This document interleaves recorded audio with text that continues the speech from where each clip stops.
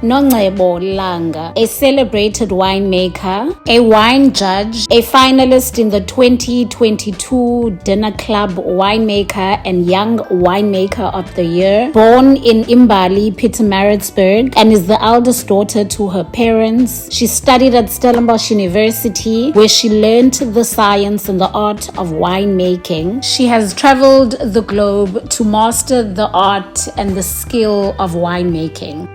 The person that actually has been the greatest supporter has been male and has been white male. So then to look at that, like, I feel like, it's broken down any other stereotypes or expectation I might have had. Like, we actually drinking Cabernet Sauvignon now. So your typical flavors would be like your black currants, your dark fruits, blackberries, and then it will be, say, your pencil shavings. Pencil shavings? Yeah. Yay. Okay. Yeah. So then you smell that, and then you also taste that in your mouth.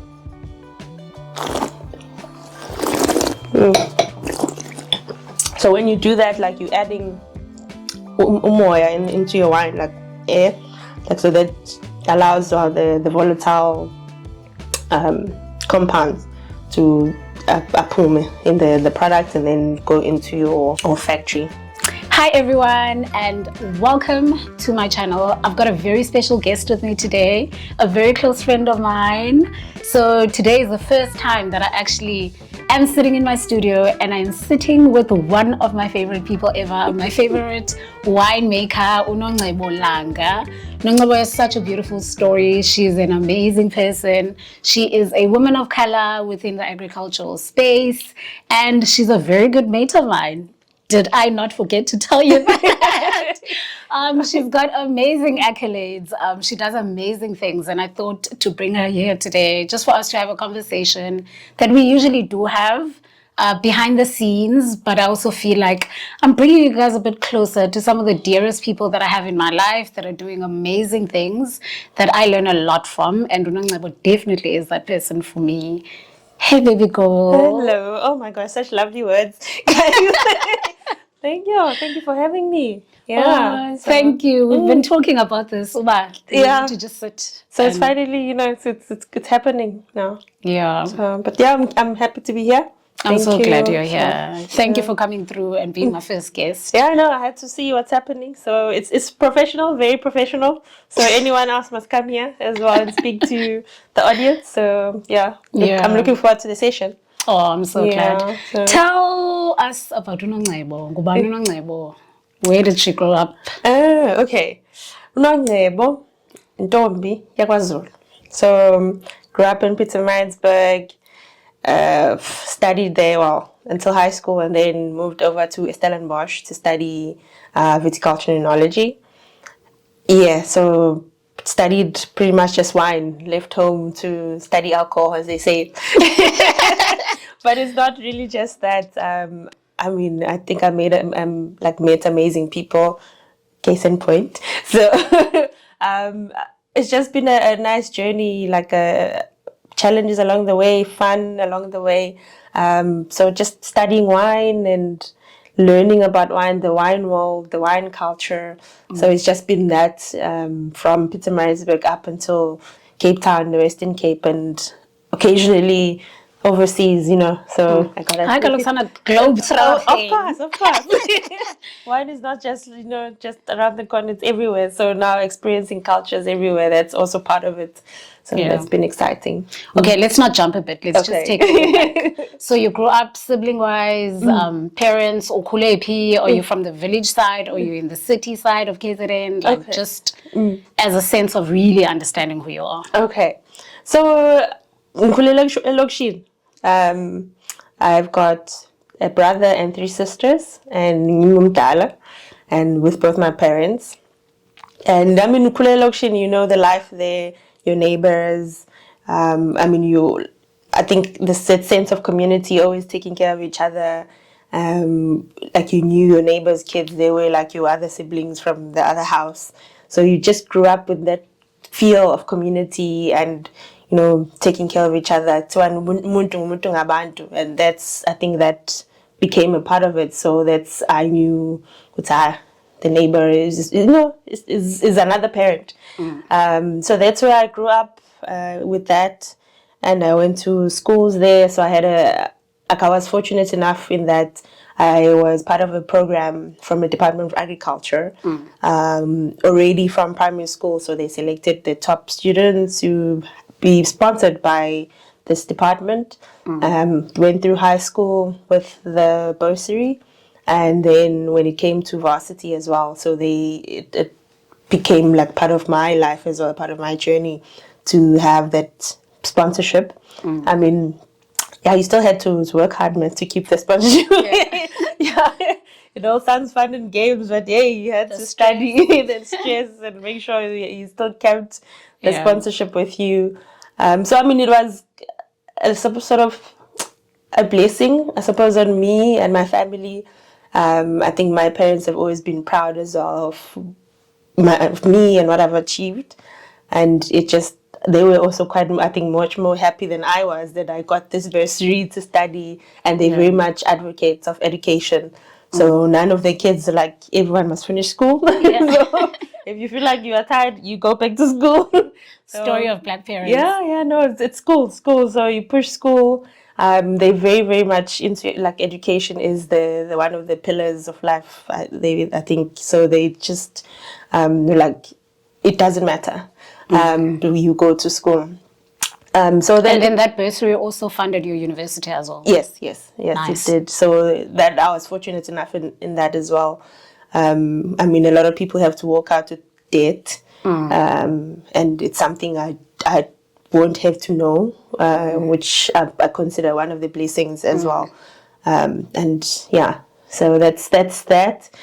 And how did you choose wine, like to study winemaking? It was by chance, really.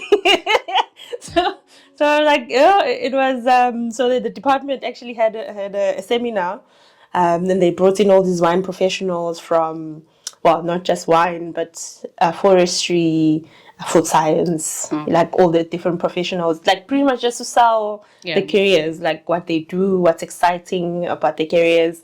And then wine was actually one of the interesting ones. So I mean, I think, yeah, so I think we spoken about earlier about different careers, job shadowing, and yeah, I never even imagined wine existed where I come from. Like, the only things we knew back then was your Nederberg and occasionally your JC Leroux. I think that was it. So wine was never really part of the culture of where I grew up and where I'm from. Yeah, so when they had the seminar, and then the professionals came and spoke about different careers. And then I fell in love with the wine. I think when they spoke about the traveling, so I think one of the guests spoke about making wine in the Northern Hemisphere and in the Southern Hemisphere for 6 months. You know, it was like every year it could be in a different country or 2 different countries in 1 year. I was like, oh, okay, that sounds like fun. I didn't even know what alcohol was, so what was happening. So I was like, no, let's let the traveling sounds much more intriguing. So I mean, working while traveling. So I was like, okay, Yeah. let's do that. It wasn't even about the alcohol because I had no idea what it was. So then realized, like, now going into varsity, you have no idea what to expect, and then when you get there, obviously you're gonna struggle with what you're studying because you don't know what you're studying. I just looked at the end goal, the traveling. And that's when I was like, okay, let's push on. So, but listen, Nipsey, you went on to really kick ass in the industry. Went on to be one of a few Black people in the industry working for a historical wine farm. Yeah. Can you tell us a bit more about that? Because you clearly figured it out in varsity for you to where you are right now. Yeah, I think sometimes, I think that the world sometimes works in mysterious ways. So, like, you think you might have a plan, but the plan gets put in a certain direction.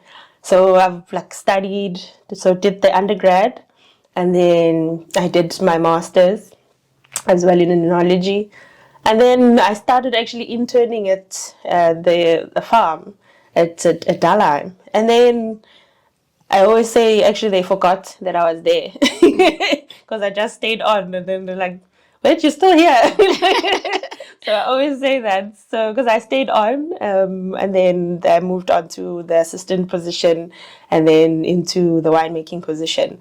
So I think it's just a matter of working and dedicating myself and willing to learn and trying my best, really, that got me to the place where I am now. And I'm not saying I'm done, so there's still a lot more to learn, there's still a lot more to discover. So that's really just more things to do for me. Hopefully then we go even further than where I am right currently. So let's see, watch the space. And I think sometimes you downplay a lot of things. Oh my God. And you know, I'll always bring it up. One of the most historical South African farms is where you were working. Yeah. I don't believe they've had a head winemaker that was black and female. They've had a female. They've had a female. Yeah. But not a black one and a young one like you are.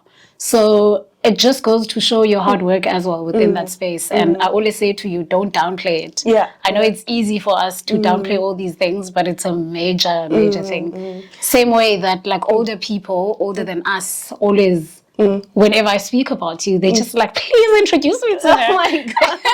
Oh, Because wow. honestly, that's how instrumental you are there and your hard work really showing. What has Delheim taught you and with the experiences that you've gained at Delheim? Yeah. And with the traveling as well, because we know you are here and there and everywhere. So those dreams of you traveling definitely are realizing now, don't they? Exactly. So dream big, kids. so that's, I think, for me, okay, like I don't want to take too much, well, you say I'm downplaying things, but sometimes I feel like without the people around me that have played a big role in my journey, I don't think I would have been where I am. So that's where maybe I downplay things that I don't feel like I've done them on my own. I've had a community of people supporting me to where I am. So then they've played a really big role in the support, in what I've learned, in what I've experienced. So then my journey is just, I go through good steps because they're there to guide me in the journey and not get lost too much along the way. So I've learned to have a mentor as well, have somebody that you can confide in. Yes, somebody that you can confide in about, like you, because you do reach a crossroads sometimes, you don't know where your path is headed. And then to have somebody to speak to you is like, okay, these are your options. What are you thinking? And then you tell them and they tell you, okay, this is what you've missed in your thought process. So that helps as well in decision making. Like really get a mentor. And then just be, I think Rudolph has always told me was being taking initiative. So he's always said that's something that I do really well. So I never realized it by myself. So like being, I suppose from my end, I look at it as learning a lot more. So when I do something, is trying to figure out new things and learning. So that I think that's where the initiative comes in. Like I always want to learn something new, try something new. So I think I suppose it keeps it exciting as well. Yeah. And earlier on, you mentioned something that really was thought-provoking to me, because you mentioned that there's a lot of other non-white winemakers that paved the way for us. And for many of them, that was their roles and their responsibilities. And then you almost said you actually also ponder about a lot of things, as in what are our responsibilities now? The new age people in agriculture. Can you maybe expand a bit more on that? Okay. Because I mean, I think you're gonna have a few of the guests that have paved, especially on the wine side. I can speak very clearly on that. Is that we've had first women coming into the wine industry. We've had a first black person coming into winemaking. You know that you've had like those steps, those firsts, but then now coming in as a new generation, what's then our role? Because all the firsts have been taken. So then, like you have, like for me, and then I would sit and think like, okay, then my role now, what is it? And then I think they've paved the way. They came in for us. Then it's just to thrive, in the space that they've created. So me working at a historical farm, it's one part of thriving. Having more winemakers coming up, more young winemakers, more female winemakers coming up. That's also part of the thriving process of it. So, I mean, I think that's pretty much our role. So once everyone else sees that actually, it's not so bad. Let's go and see what's happening there. Then I think we'd have a lot more excitement and a lot more interest in the winemaking space. So I hear how you're describing thriving. Are you thriving? I think in some aspects I am. I'm in the right space. I've made, I think, right career moves in terms of I'm in the right position. I've traveled or achieved the dream I had as a young kid to travel. The only thing I think that's left now where I am is probably the accolades that come with the winemaking. So now I think the next step will be probably to get into a much more managerial position. And then, because like once you've seen the behind the scenes of winemaking and the finances and what goes on into actually running a business, it's also quite interesting, and it's something that you would want to get involved in, and something that would challenge you, I suppose, on that end. So yeah, that's yeah. So the business of winemaking, is it cheap to make wines? Can you like break it down for us, as in just how the finances look like behind the scenes? Could you like literally now, if you had the land, could you start your own wine farm easily? How do those finances look like? Oh my word. Because I like this question, it's a question that you're like, why haven't you started your own business? And why? I'm like, guys, when you see the behind the scenes and you've seen how much each little thing costs. So if you take a bottle and if it costs you like R6.50 for a bottle. And just the bottle? Just an empty bottle. So imagine now you still have to deal with the labels. And that's an average value, a minimum or max? That's like one of the cheapest bottles that you can buy. I mean, it can go up to above like 30 Rand a bottle. So that's like 750 mils. That we're not even talking about your big bottles as well. Those go up to like 12 grand a bottle as well. Ooh. Yeah, imagine that. So that's before the contents and the purifying of the product.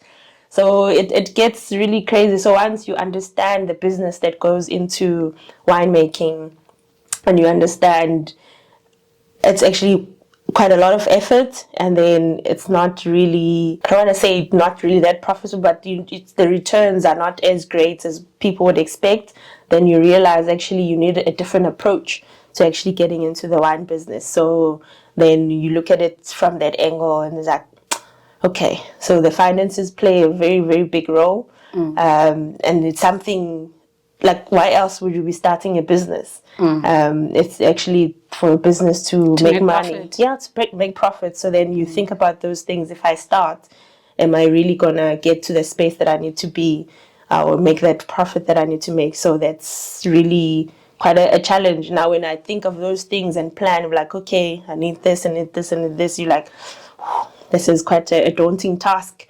So, but we'll see how the future looks. And then we'll see with also experience from maybe the managerial side. So then we'll see how that translates onto maybe getting into the owning a brand, owning a wine business myself. So we'll see. Which one is easier? Is it easier for you to start a business? Literally, let's say Nongcebo wants to start something now. Yeah.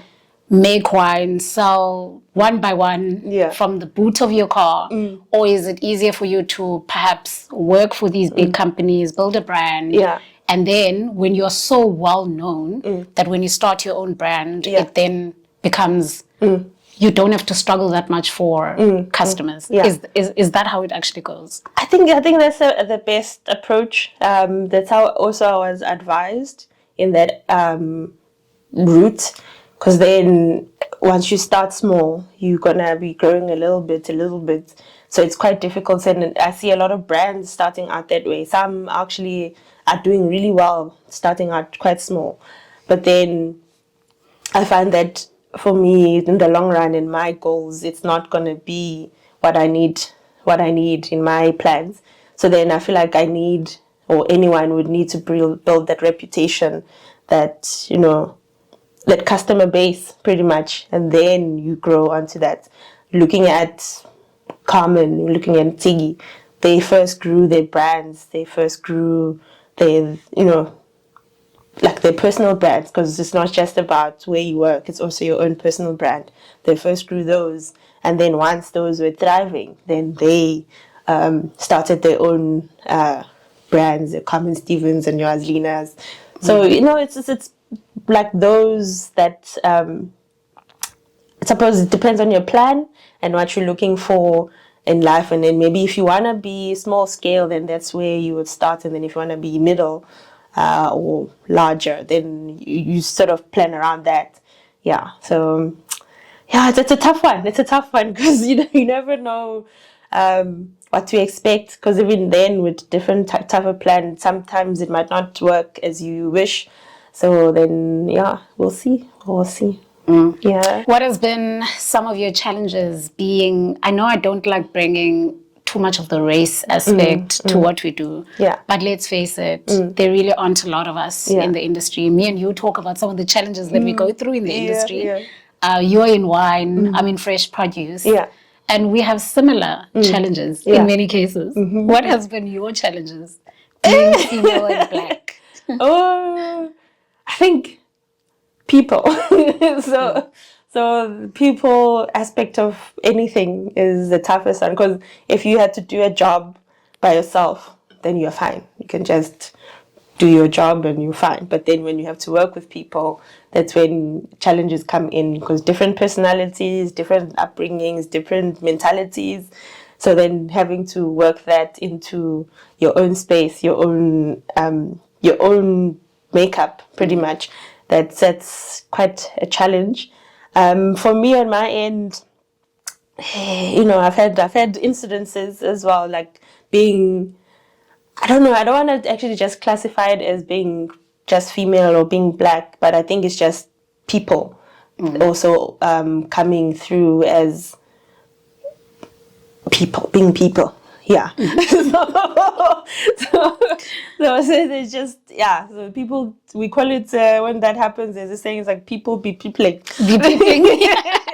So that happens. Because the thing is also, when it comes to like the whole race thing now, I'm looking at like the person that actually has been the greatest supporter has been male and has been white male. So then to look at that is like, I feel like, it's broken down any other stereotypes or expectation I might have had. But he, he's actually quite a nice mentor. So not to say that everyone is like him, but then with my experience with him, it's been great. But if you are out there, you still have to watch out for your own mental health or mental well-being, because there will be people, and I've heard stories as well, like people that have been called things just to their faces, and then that's not really, it's not really right actually. So, but it's things that people experience that are happening out there, but then you must expect, but then not really be like, okay, this is just gonna be a terrible place and whatnot. Just really be aware. But yeah, it's not going to happen everywhere. Also with winemakers, I find that when you guys finish varsities, you were like in California, if I remember correctly. Yeah. What is that about? Is it in-service training? How long do you stay there? Okay. Is it part of the course? Or what exactly is it about? Okay, so with winemaking, there's the 4-year degree. So in the 4th year, you get to do an internship. So then there's farms in South Africa that you work for 6 months in. And then from there, then you finish your degree. Then you do whatever you want afterwards. So usually people will do another local harvest in January. And then the second half of the year, they would go to a Southern Hemisphere country. So in my journey, I worked, my 4th year, I did Groot Constantia. And then in the following year, I did Highgate, then came back, did my master's. Then after my master's, I went to Delheim. Then the second half of the year, I went to California. Then came back to Delheim. So now it's very much dependent on what you want to do and what you plan. So you can be in the north and the south and however times you want in the year. Sometimes people can be in 3 countries in 1 year. Ooh, so it depends on your goals as well. I think from there as well, I think I've done a bit in Germany. So I spent like 3 weeks there. And then, yeah, so it's just the matter of your plans and your goals as well. It's exciting. And what do you do when you get there? Do you make wines? Niavuna? Yeah, no, you're in the cellar. So like exactly what you would do in South Africa is pretty much what you do there. So obviously each environment is different and the way they do things is going to be different. So it's just learning what they do there. And the one thing I've learned mainly was that you go there to experience the culture, the wine culture. Winemaking is the same everywhere. There is no magic recipe or anything. So it's just really to go there, experience the culture, see how they make wine, and see if you can maybe learn a few things that can apply to you and that you can take on, because everyone has different strategies. And then if something resonates with you, then you can be like, oh, I like that, and then you make that part of your repertoire when it comes to the winemaking. So you're saying winemaking is the same, but why is it that some people's wines win awards and others don't? If it was the same, So what's different? So it's these little let's say what's happening right now currently. Let's say you're a soccer player. So I mean everyone plays soccer. Soccer is the same everywhere. So go to the US, it's the same. South Africa, Europe is the same. But then you got your Messis and your Ronaldos. You see, they always win, like all the time. But then you're not gonna say, the other people are not playing football, and now that they've grown older. Same with the generations here, like the older winemakers, they start moving out, and then the younger winemakers, your Mbappes, come in. So you see, it's very much very similar in a way, in that it goes to the different type of training you had, the skills you have, maybe certain talents that you have better than others, how well you work with your team. So all those come together to actually make sure you have a UEFA league. We can tell you watch football. I do not. I watch the news.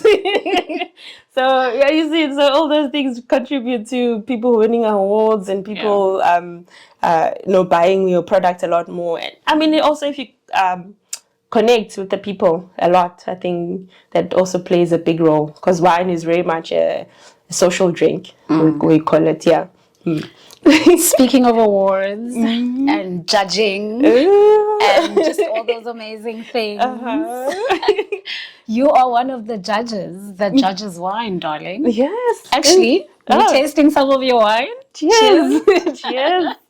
So teach me a little bit more. How did you get into judging wines? What do you judge? What do you look for, like within wine? Oh my word. So that's just, I think, one of those that got thrust onto me, like one of those things that's like you're not planning on them happening, but they just happened. And then I didn't realize actually that I was a good taster. So until I did the course, and I did really well on the Microfusion wine judging course. And then from there, just getting into some competitions, being an associate judge. So we're just learning from the judges that are there, much more experienced. And then you just get to see the behind the scenes, what happens and how people critically look at wine. And, so that's been quite a nice experience. So this is my first year. So I'm excited for the years to come. But yeah, I mean, as a normal person, if you're like looking at wine, so if let's say you've never tasted wine before, it's going to be quite difficult to say, I'm going to be smelling cassis and cigar box, so all those smells. And when you're starting out, I usually just say rather look for how the wine, maybe it smells nice to you, that's fine. And then you go to the mouth and be like, okay, how does it taste? So does it taste bitter? Does it taste sour? does it taste? Like, is it drying my mouth? Is it sweet? So all those elements. So you look at all of those, then I think because they make up a wine. So then I'd rather, if you're a beginner, I'd rather you start from that, and then we can work around you picking up fruits like your blackberries, your black currants. So then, we work from there. Yeah. Oh, nice. And then when you're doing the judging, are you just judging South African wines, or you're doing international wines as well? So for now, it's just South African. So we have a lot of different competitions in South Africa. You've got your Chenin Blanc challenge, you've got your Shiraz challenge, you've got Sauvignon Blanc, like different types.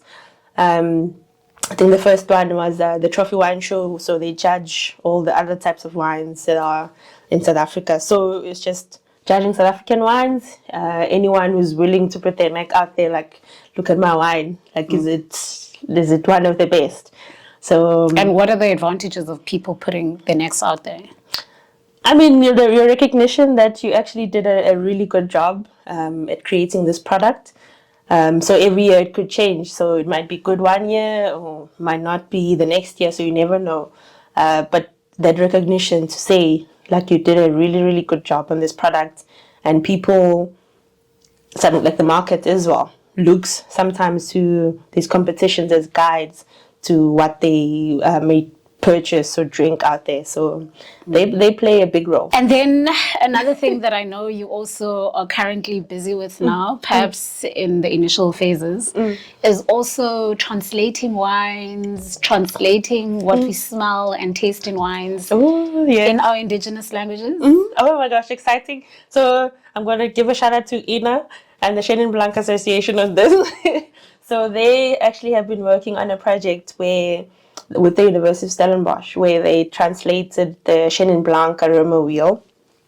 So it's to translate it to Zulu, Xhosa, and Shona. So there's different panels, like Zulu-speaking people coming together to taste the Chenins and putting together the wheel. And you have the Xhosa people, the Shona people. So the objective of that was, if I'm amongst people that speak Zulu, it's very difficult to explain what a gooseberry is.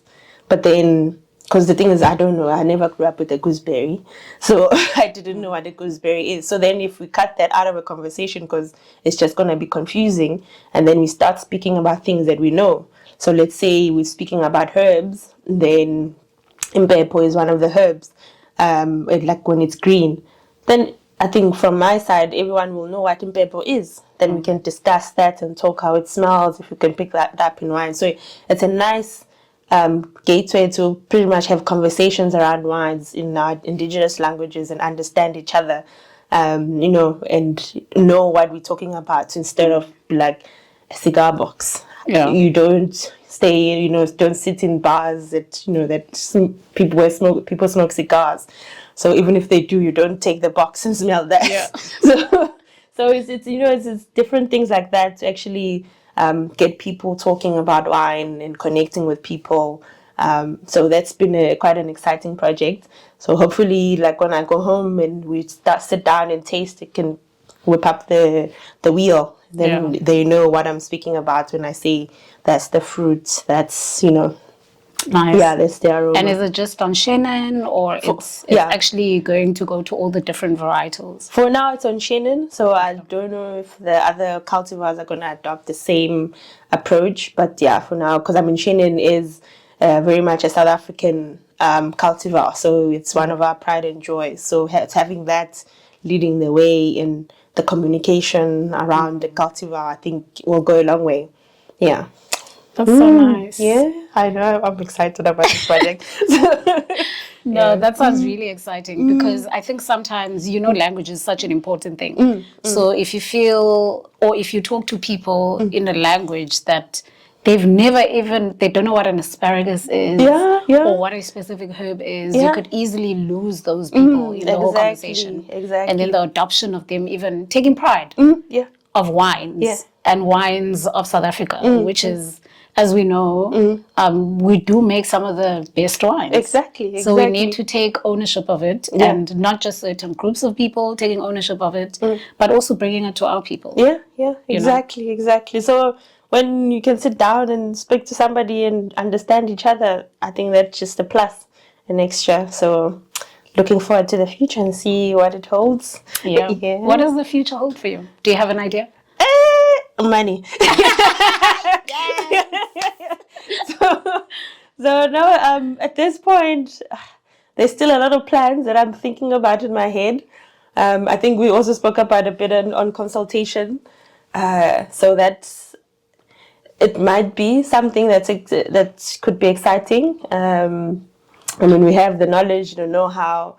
Why not provide that service to people that want to get into the space of winemaking or agri-sciences? Even the people in the space. I was telling you about Umam Nondomiso Pikashe, for example. Yeah, even who the has people, a brand exactly, in wines, but she's not an oenologist. She's not a winemaker. Yeah. People like that need your skills. Exactly. So, I mean, that could be part of what's in the cards.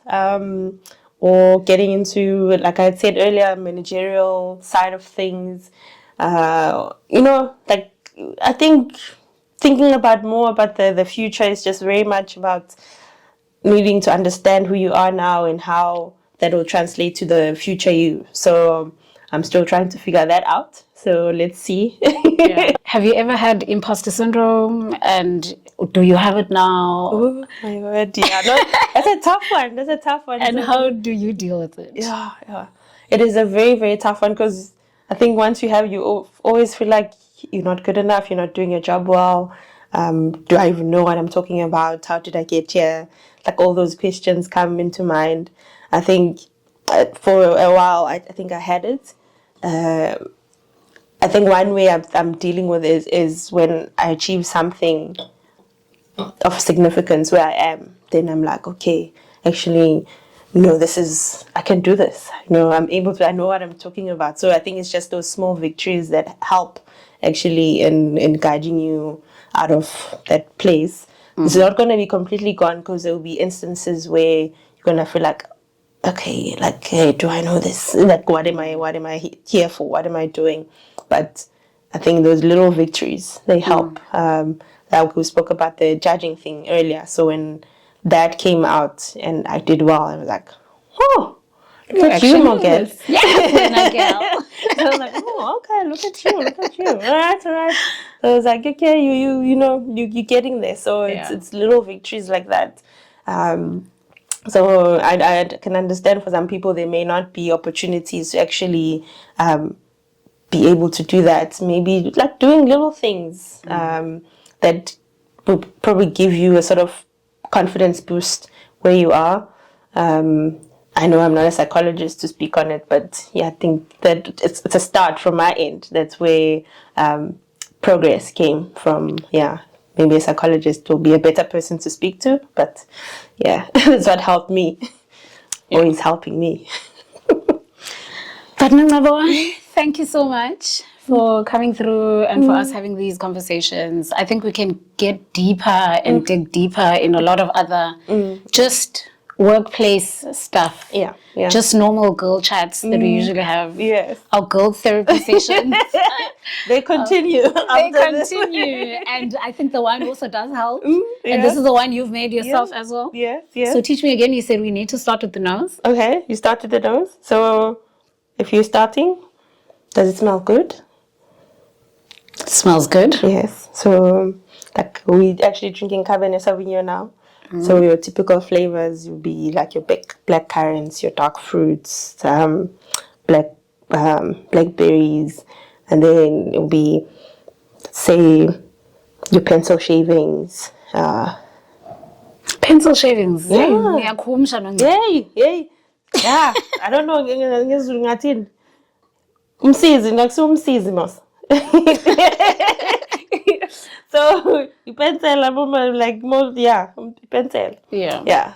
And then okay. Yeah. So then you smell that, and then you also taste that in your mouth.